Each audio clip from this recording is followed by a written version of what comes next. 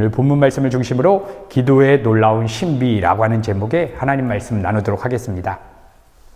여러분, 우리는 인생을 살아가다 보면 우리가 정말 원치 않는 그런 어려운 환경과 상황을 만나게 되는데, 성경을 보니까 요셉은 형들에게 팔려서 어려운 시간을 지나가기도 하고, 다윗은 사울 왕에게 쫓겨서 도망자의 시간을 10년 이상의 시간을 도망자의 시간을 지나가기도 했습니다. 사도 바울은 복음을 전하다가 엄청난 박해와 피난을 받기도 하였습니다.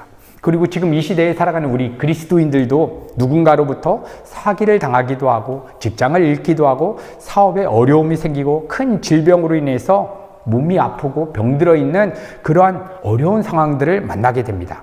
여러분, 이러한 상황들은 모두가 다 피해가고 싶고 극복하고 싶은 그러한 어려움이기 때문에 모두가 다 이러한 상황이 올 때에 어떻게 하면 내 삶이 좀 더 안정되고 평안한 삶으로 갈 수 있을까 하며 고민하면서 각자마다의 그 살 길들을 찾게 됩니다.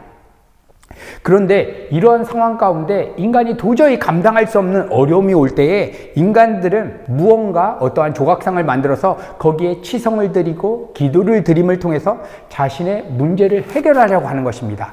이것이 모든 종교 안에 있는 기도의 형태입니다. 이렇게 종교 안에 있는 기도는 인간들이 어떠한 자신의 열심과 간절함을 어떤 신에게 투영해서 자신의 원하는 인생 문제를 해결받고 자신이 극복하고자 하는 그 어려움을 극복하기 위한 통로로서 기도를 사용합니다.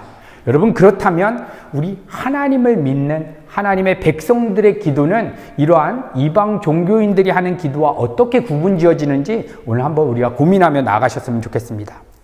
아빠 없는 고아들은 아빠가 없기 때문에 자신의 인생을 자신이 지켜야 합니다. 그런데 자신이 자신의 인생을 지킬 만한 어떤 힘과 능력이 없기 때문에 누군가의 도움이 필요한 것입니다. 그런데 하나님의 자녀들은 아빠가 있습니다. 아버지가 천지를 지으신 하나님 아버지십니다. 그렇기 때문에 기도의 내용이 좀 더 달라지는 것입니다. 우리 아버지를 하나님으로 모신 우리 성도들은 아빠 없는 고아들처럼 하나님 이거 주세요, 이거 해결해 주세요, 이 목적으로 기도 드리는 것이 아니라 하나님을 아버지로 실제로 누리기 위해서 기도하는 것입니다. 그래서 주기도문에서 우리 주님께서 먼저 어떻게 가르쳐 주시냐면, 하늘에 계신 우리 아버지요. 먼저 하나님이 누구신지를 체크하는 작업이 기도라는 것입니다. 기도를 통해서 이 온 천지 만물을 주관하시는 하나님이 내 아버지시다. 그래서 우리의 삶 속에 펼쳐지는 모든 것 가운데 내 소원과 내 원함을 투영하기 이전에 하나님이 내 아버지시다라는 사실을 기도하면서, 하나님, 내 아버지시기 때문에 내 삶에 펼쳐진 모든 것 하나님이 알고 계시고 주관하고 계신 것을 내가 믿을 수 있도록 도와주세요. 먼저 우리가 이렇게 기도하며 나아가는 것입니다. 이렇게 기도하기 시작할 때에 온 천지 만물을 주관하시는 하나님이 실제 내 아버지라는 사실만으로 인해서 여태까지 우리의 기도 제목이 여러 가지가 한순간에 해결되어지는 것들을 경험하게 되는 것입니다. 아, 이렇게 근심되고 염려되는 문제들의 주관자가 우리 아버지시구나. 우리 아버지는 성경을 보니까 선하신 분이다. 가장 좋은 것으로 주시는 그러한 분이시다.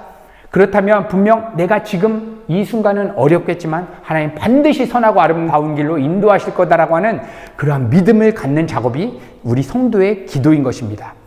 여러분, 오늘 이 본문 말씀을 살펴보게 되면 이스라엘 백성들, 남유다 백성들이 두 차례에 걸쳐서 바벨론 포로로 잡혀간 그러한 상황 가운데 하나님께서 예레미야의 편지를 통해서 이렇게 말씀하시는 것입니다.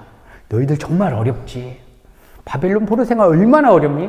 너희가 간절히 부르짖고 나를 찾으면 내가 너희 기도를 반드시 들을 것이고 너희를 반드시 만나줄 것이고 70년이 지나면 바벨론 포로 생활에서 해방이 돼서 너희들 본국으로 반드시 돌아가게 될 것이다. 이렇게 약속의 말씀을 해주고 있습니다. 여러분, 그런데 이러한 하나님의 약속의 말씀이 남유다 백성들에게 기쁜 소식이 되었겠습니까? 아니면 뭔가 좌절되고 재앙과 같은 소식이 되었겠습니까? 기쁜 소식이 아니었던 것입니다. 남유다 백성들에게 이 하나님의 말씀, 너희들이 나를 찾고 기도하면 나를 만나겠고 내가 너희들의 기도를 들을 거고 바벨론 포로에서 너희들을 건져낼 것이다 라고 하는 것이 왜 재앙처럼 들려졌냐면 70년이라고 하는 단서를 하나님께서 약속했기 때문입니다. 70년, 우리가 한평생 살아가면 70년, 80년 가면 한 인생이 끝나지 않습니까? 다시 말하면 너희들의 한평생은 바벨론 포로로 살아야 한다라고 하는 그런 약속입니다. 그런데 남유다 백성들은 복음의 신비를 깨닫지 못했기 때문에 이 하나님의 약속이 재앙처럼 느껴졌던 것입니다. 왜냐? 그들의 복음의 소식은 무엇이냐면 지금 당장 바벨론 포로에서 빨리 빠져나가서 본국으로 가서 안정된 집을 구축하고 안정된 사업을 구축하는 것이 그들의 가장 큰 소망이고 그렇게 되는 것이 복음의 소식이라고 생각했습니다. 그런데 하나님은 70년을 약속하시는 것입니다. 70년 뒤에 너희들의 자손 세대, 너희들의 후손은 본국으로 들어가서 안정된 삶을 살 거지만 지금 너희 세대는 바벨론에서 포로 생활하면서 인생을 마무리해라 라고 하는 하나님의 말씀인 것입니다. 여기에 담긴 복음의 진리는 무엇이냐면 바벨론 포로 생활에서도 하나님을 찾고 하나님의 얼굴을 구하면 하나님이 뭐라고 약속해 주셨습니까? 반드시 만나줄 것이다. 하나님이 지금 나와 바벨론 포로 생활에 만나주시고 함께 하신다면 바벨론 포로 현장이 하나님의 나라이지 않겠습니까? 그런데 하나님이 함께하는 이 상태가 가장 소중한 복음이라는 것을 깨닫지 못한 채 그냥 환경적으로 외적으로 바벨론 포로에서 당장 빠져나가는 것이 가장 기쁜 소식이다라고 생각했기 때문에 이 하나님의 엄중한 말씀, 이 하나님의 예언이 그들에게는 기쁜 소식으로 받아들일 수가 없었습니다. 여러분, 그런데 남유다 백성들 우리가 뭐라고 밀어붙이기 전에 그들의 삶이 얼마나 처참했는지 예레미야 29장 1절에 우리가 어떠한 이 남유다 백성들의 배경이 어떠했는지를 유추해 볼 수 있을 것 같습니다. 예레미야 29장 1절, 선지자 예레미야가 예루살렘에서 이 같은 편지를 느부갓네살이 예루살렘에서 바벨론으로 옮겨간 포로 중 남아있는 장로들과 제사장들과 선지자들과 모든 백성에게 보내었는데, 예레미야가 남유다 백성들에게 지금 편지를 보내는데 뭐라고 이야기합니까? 바벨론으로 옮겨간 포로 중에 남아있는 사람들. 다시 말하면 바벨론 포로로 와서 바벨론의 그러한 악행들에 저항하다가 누구는 처형되어서 죽었다는 것을 의미합니다. 남아있는 사람들. 바벨론에서 우리 아빠를 잃어버렸습니다. 내 자녀를 잃어버렸습니다. 내 가족을 잃어버렸습니다. 할아버지, 할머니를 잃어버렸습니다. 사랑하는 사람을 잃어버렸습니다. 이 처참한 상황 가운데 70년 뒤에 바벨론 포로에서 해방될 것이다 라고 이야기해 주시는 것입니다. 우리 시대로 적용한다면 우리가 코로나라고 하는 엄청난 어려운 시간 지나지 않았습니까? 이때 하나님께서 누군가를 통해서 편지를 주셨다면 너희들 코로나 70년 뒤에 끝날 거야. 이렇게 얘기했다면 어떻게 해야 되는 것입니까? 지금 막 썼던 마스크 지금이라도 주워다가 다시 모아야 될 판이지 않겠습니까? 마치 그런 것 같습니다. 바벨론 포로 생활에서 우리 아버지가 죽었고 가족이 죽었는데 이 엄청난 처참한 상황 가운데 70년 뒤에 너희들은 해방될 것이다. 그러니까 이들은 이 하나님의 메시지가 기쁨으로 받아들일 수가 없었습니다. 그런데 하나님께서 심지어 어디까지 해야 된다라고 이야기해 주냐면 예레미야 29장 7절, 우리 함께 한 목소리로 읽도록 하겠습니다. 시작. 너희는 잡혀간 그 도시의 평안과 번영을 추구하고 그 일을 위해서 나 여호와에게 기도하라. 이것은 그 도시가 평안하고 번영을 누릴 때 너희도 평안하고 번영을 누릴 것이기 때문이다. 여러분, 엄청난 말씀 아닙니까? 바벨론에서 우리 가족과 사랑하는 사람들이 다 죽었는데 그 도시의 평안과 번영을 위해서 기도하라는 것입니다. 그리고 심지어 그 나라가 평안할 때 나를 해하고 나를 상처 주고 나를 아프게 한 그 나라가 평안을 누릴 때 너희들도 평안할 거야. 이렇게 얘기하는 것입니다. 우리에게 이 말씀을 적용한다면 나에게 상처를 주었고 손해를 끼치고 내 자존심을 밟아버리고 내 가족을 아프게 했던 그러한 사람들이 공동체를 이루고 있는 그 나라를 위해서 기도하라는 것입니다. 번영을 위해서. 하나님, 그 나라가 부강하게 해주세요. 그 나라가 평안하게 해주세요. 여러분, 이 말씀을 어떻게 기쁨으로 감사함으로 받아들일 수가 있겠습니까? 그래서 남유다 백성들도 이 하나님의 말씀, 아무리 예레미야가 선지자라고 해도 하나님의 이 말씀을 쉽게 받아들일 수가 없는 것입니다. 그런데 이렇게 하나님의 말씀을 받아들이기가 좀 버거운 상황 가운데 거짓 선지자가 나타나서 예레미야 선지자와는 정반대의 이 세상적 달콤한 메시지를 복음에 섞어서 선포하는 것입니다. 어떻게 선포합니까? 이제 하나님께서 바벨론의 멍에를 꺾고 너희들의 포로된 상태에서 금방 해결해 줄 거야. 딱 2년만 참자. 우리 코로나 2년 지나지 않았습니까? 처음부터 2년이라고 생각했으면 잘 버텼을 텐데, 우리 은혜가족 공동체에서 우리 많은 사람들이 귀국했는데 딱 2년 반, 3년이라고 생각했으면 한국으로 돌아가지 않고 버티는 지체들도 있지 않았겠습니까? 하나님은 70년이라고 얘기했는데 거짓 선지자가 나타나서 2년만 참으면 바벨론이 완전히 망하고 너희들 본국으로 돌아가게 될 거야 하면서 남유다 백성들의 숨통을 열어주었던 것입니다. 여러분, 거짓 선지자들의 이러한 예언이 하나님이 주신 메시지가 아니었음에도 불구하고 남유다 백성들이 왜 이 거짓 메시지에 먹혀 들어갔던 이유가 무엇입니까? 바벨론 포로라고 하는 그 어려운 상황이 하나님보다 더 크게 느껴졌기 때문입니다.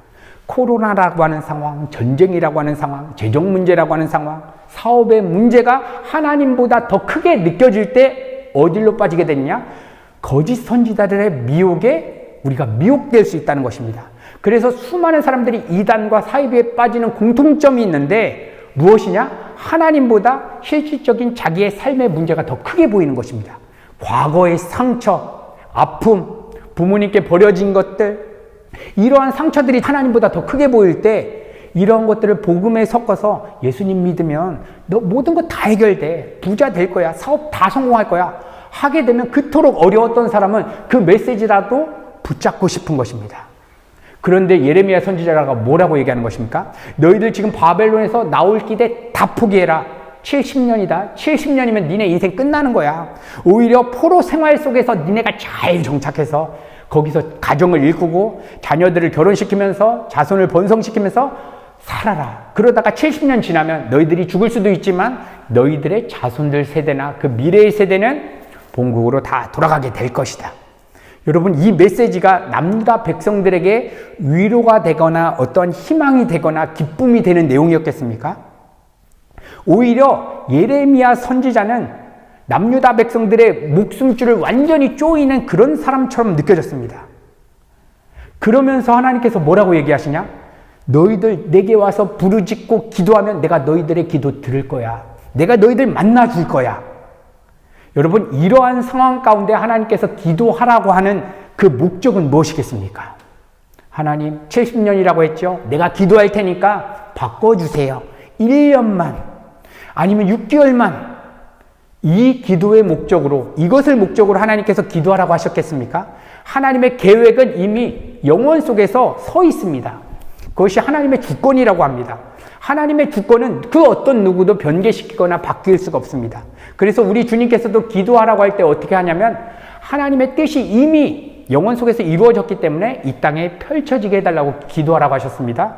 그런데 하나님께서 바벨론 70년 너희 노예 생활할 거야. 근데 내게 부르짖고 기도하면 내가 만나줄 것이고 내가 너희 기도를 들을 거야. 그러면 무엇을 목적으로 기도하라고 했겠습니까? 잃어버린 나라를 찾고 집을 찾고 사업의 성공을 찾고 직장을 찾고 재정을 찾고 이런 것을 위해서 기도하라는 것이 아니라 너희들이 진짜 잃어버린 것 있잖아. 바벨론 포로 이 어려운 생활이 하나님보다 더 크게 보이니까 너희들의 마음의 중심에 하나님 자신을 잃어버린 거 아니니? 그러니까 나를 찾아라. 그러면 내가 바벨론 포로 속에서도 너희들을 만나줄 것이다. 너희들의 진짜 잃어버린 것이 무엇이냐? 가정도 아니다. 사업도 아니다. 재정도 아니다. 왜 아니겠습니까? 이런 거 실제적으로 외적으로 볼 때는 이런 것들, 가정, 아버지, 사업, 여태까지 일구었던 나의 스펙들 다 잃어버렸는데 외적으로 봤을 때는 이걸 잃어버렸는데 왜 잃어버린 것이 아니냐면 이런 것의 원래 주인은 하나님 것이었기 때문에 하나님이 이 땅에 하나님의 뜻을 이루는 도구로 어떤 분들에게는 부자로, 어떤 분들에게는 큰 사업터로, 어떤 분들에게는 인간적인 능력이 뛰어난 것으로 잠시 맡겨준 것인데 자기 거라고 생각했던 것입니다. 여러분, 그러니까 내가 내 삶의 주인 돼서 내게 주어진 것이 내 것이라고 생각할 때에 거짓 선지자들이 던지는 메시지에 우리가 먹혀 들어간다는 것입니다. 여러분, 진짜 남유다 백성들이 잃어버린 것이 무엇입니까? 하나님 자신입니다. 하나님 자신. 하나님만 찾는다면 바벨론 포로 생활도 그 어디나 하늘나라라는 것을 하나님은 가르쳐주고 싶은데 바벨론 포로 생활에서 무조건 빠져나가야 된다는 것만 생각하니까 거짓 메시지에 먹혀 들어가는 것입니다. 여러분, 거짓 선지자들의 희망적인 이러한 메시지, 우리가 잘 분별할 때에 어떠한 기준을 잡아야 하는 것이냐면, 이분들이 하나님보다 이 세상적인 기대와 가치를 더 크게 부풀려서 얘기를 한다면 우리는 분별해야 되는 것입니다. 나 이런 거 없어도 하나님 한 분이면 충분합니다. 무화과 나뭇잎이 없어도, 모든 것이 다 없어도 나 오직 하나님 한 분이면 즐거워하는 사람입니다. 이 신앙으로 끌고 갈 때에 바른 복음으로 받아들일 것이지, 이런 것이 아니라 하나님께서 이런 거 너희들을 채워주면 너는 기쁘고 만족할 것이다 라고 하는 거짓 메시지를 던진다면 우리는 잘 분별해야 되는 것입니다. 여러분, 남유다 백성들은 바벨론 포로로 와서 이렇게 황폐해진 그런 삶의 현실이 재앙이라고 생각했습니다. 근데 하나님의 생각은 어떠했느냐? 하나님의 생각이 예레미야 29장 11절에 나타나 있습니다. 우리 한 목소리로 우리 하나님의 생각을 우리 같이 봉독하겠습니다. 시작! 나 여호와가 말하노라. 너희를 향한 나의 생각은 내가 아니라, 재앙이 아니라 곧 평안이요 너희 장래에 소망을 주려 하는 생각이라. 여러분, 이 말씀을 통해서 발견하게 되는 놀라운 복음의 신비가 있는데, 이것은 우리의 삶에 주어진 바벨론 포로와 같은 어려워진 그러한 삶의 현실이 재앙이 아니라 평안이고 무엇이라고 합니까? 장래의 소망이라는 것입니다. 하나님의 자녀들에게만 적용되는 놀라운 말씀입니다. 하나님의 자녀라면, 내가 거듭난 하나님의 백성이라면 내 삶에 주어진 재정 문제가 이 세상 사람 볼 때는 재앙이라고 얘기합니다. 사업이 망할 때 너 망했다, 큰일 났다, 나쁜 것이다 라고 얘기합니다. 근데 하나님의 생각 어떠합니까? 말씀을 통해서 보니까 너희를 향한 나의 생각은 내가 하나니 재앙이 아니라, 바벨론 포로 70년 생활에 그거 재앙 아니야 라고 하나님께서 말씀해 주시는 것입니다. 건강 문제 재앙이 아니라는 것입니다. 평안이라는 것입니다. 장래의 소망이라는 것입니다. 여러분, 그런데 실질적으로 이렇게 어려울 때 어떻게 평안을 누리고 어떻게 장래의 소망으로 재정 문제를 우리가 붙잡겠습니까? 그 놀라운 비밀이 기도에 있다는 것입니다. 그래서 하나님께서 우리에게 주신 기도가 이렇게 놀라운 것입니다. 종교인들의 기도, 재정 문제가 주어졌을 때 하나님 이거 당장 해결해 주세요. 이거는 재앙입니다. 바꿔주세요. 하나님의 자녀들의 기도, 이거 재앙 같고 나쁘다라고 판단했는데 평안이고 장래의 소망이 있구나. 왜냐? 하나님이, 창조주 하나님이 나의 아버지시기 때문에. 하나님, 그런데 여전히 아빠 없는 고아처럼 나도 이거 불안해하고 재앙처럼 생각하는 내 마음 하나님 붙잡아 주세요. 우리가 기도를 이렇게 하나님 앞에 드리게 될 때에 우리가 정말 바꿔야 되는 인생 문제가 축복으로 경험되는 그러한 놀라운 신비가 기도를 통해서 경험하게 된다는 것입니다. 여러분들, 많은 사람들은 기도에 간증을 할 때 내가 이러이러한 기도의 응답을 받았다라고 할 때 암에 걸렸습니다. 암이 완전히 깨끗하게 되었습니다. 하나님께 간절히 기도했더니 기도 응답은 이렇게 암이 다 고쳐지는 것만이 기도 응답이다, 이렇게 생각할 수 있습니다. 그런데 하나님께 간절히 기도했더니 오히려 더 어려워진 인생 문제가 트럭처럼 더 오는 분들도 계십니다. 실제로 오순절날 성령이 임하시면서 우리 사도들과 수많은 초대교회 성도들에게 성령의 충만함이 임하면서 사도행전에 뭐라고 기록되어 있냐면 전혀 그들이 전심을 다해서 오직 기도에 힘썼다고 했습니다. 간절히 기도하지 않았겠습니까? 근데 어떠한 일이 일어났습니까? 네로 박해, 도미티안 박해, 엄청난 박해가 성령의 충만함을 입은 다음부터 주어졌습니다. 그렇게 본다면 단순히 외적으로 어려운 문제가 해결된 것이 기도응답의 본질이 아닌 것이고, 외적으로 어려움이 많이 오는 것이 하나님께서 기도응답을 안 듣고 그냥 버려둔 것이 아니라는 것입니다. 진정한 기도의 응답은 무엇이냐? 외적인 환경이 바뀔 수도 있습니다. 안 바뀔 수도 있습니다. 그런데 오늘 우리가 드렸던 찬양처럼 은혜, 손경민 목사님이라고 하시는 그 목사님께서 그 찬양을 작사 작곡을 하셨는데, 그 곡을 보면 내가 지나왔던 모든 것들이 하나님의 은혜가 아닌 것이 없었다. 재정 문제가 은혜로 보여지는 것이 진정한 기도의 응답인 것 같습니다. 여러분, 그래서 우리가 생각하는 그 기도의 응답의 틀을 조금 더 넓혀서 하나님, 당장 이 문제 해결해 주세요. 이것을 우리가 뛰어넘어서 하나님, 아직 하나님의 뜻이 아니어서 이 어려운 시간 가야 된다면 이 상태가 우리가 불렀던 찬양처럼 모든 것이 은혜로 보여지면서 감사와 찬양의 제목으로 바뀔 수 있도록 하나님 도와주세요. 우리가 이렇게 기도할 때 하나님께서 이 기도 뭐라고 말씀해 주십니까? 반드시 들을 것이고 반드시 만나 주실 것이라고 예레미야 선지자의 편지를 통해서 우리 가운데도 약속해 주셨습니다. 여러분, 우리가 짧은 시간 우리가 간절히 하나님 앞에 기도할 때 먼저 첫 번째 기도해야 되는 건 하늘에 계신 우리 아버지, 하나님을 아버지로 모셔드리는 것입니다. 하늘에 계신 우리 아버지라고 우리 주님께서는 특정 지어서 그 어떠한 공간적인 의미를 얘기하셨습니다. 이런 것들은 신학적으로 많은 의미로 살펴볼 수 있는데 우리가 이렇게 생각해 보셨으면 좋겠습니다. 온 천지 만물을 보좌 삼아서 하나님께서 거기에 왕자처럼 앉아 계시는 것입니다. 우리가 보이는 이 지구와 이 온 우주를 하나님의 보좌 삼아서 우리 아버지 되신 하나님이 앉아서 지금 주관하고 계십니다. 그분을 아버지라고 우리가 부른다면 우리가 그렇게 염려하고 있던 이 문제들에 대한 해답들, 여기 안에 담겨있는 은혜들 우리가 오늘 예배 가운데 누려지게 될 것입니다. 시간 우리 같이 한번 하나님 앞에 기도하심으로 나아가셨으면 좋겠습니다. 하나님, 남유다 백성들이 바벨론 포로 생활을 하면서 정말 어려운 시간들을 지냈습니다. 가족을 잃었고 일터를 잃었고 안정된 삶의 틀을 잃어버렸습니다. 그런데 하나님께서는 그것이 재앙이 아니라 평안이라고 말씀하셨고 장래의 소망이라고 말씀해 주셨습니다. 그런데 하나님께서 주신 놀라운 축복은 너희들이 바벨론 포로같이 정말 어렵고 힘겨운 순간에도 너희들이 나를 찾고 나에게 부르짖고 기도만 한다면, 너희들이 기도만 한다면 내가 너희들의 기도를 들을 것이고 만나 줄 것이다 라고 말씀해 주셨습니다. 하나님이 우리와 함께하는 것보다 더 큰 축복은 없는데, 하나님, 우리 은혜가족 공동체가 오늘 하나님 앞에 기도하기 시작할 때에 하나님, 우리 각자마다 재정의 어려움이 있고 사업의 어려움이 있고 건강의 어려움이 있고 말 못할 어려움이 있습니다. 하나님, 이 상황 가운데 우리가 가장 먼저 구하는 것은 하나님, 우리를 만나 주시옵소서. 이 문제보다 하나님이 더 크게 보이게 하시고 온 천지 만물을 주관하시는 그 하나님이 아버지로 우리가 실제로 느껴질 수 있도록 하나님 도와주시옵소서. 하나님, 우리 은혜가족 성도님들이 이렇게 입술을 열어 하나님 앞에 간절히 기도하실 때에 하나님 만나주시고, 하나님 이 모든 인생 문제에 대해서 우리가 걱정하고 근심하지 않고 정말 감사하며 평안을 누릴 수 있는 이 놀라운 시비를 우리가 체험할 수 있도록 주님 축복하여 주시옵소서.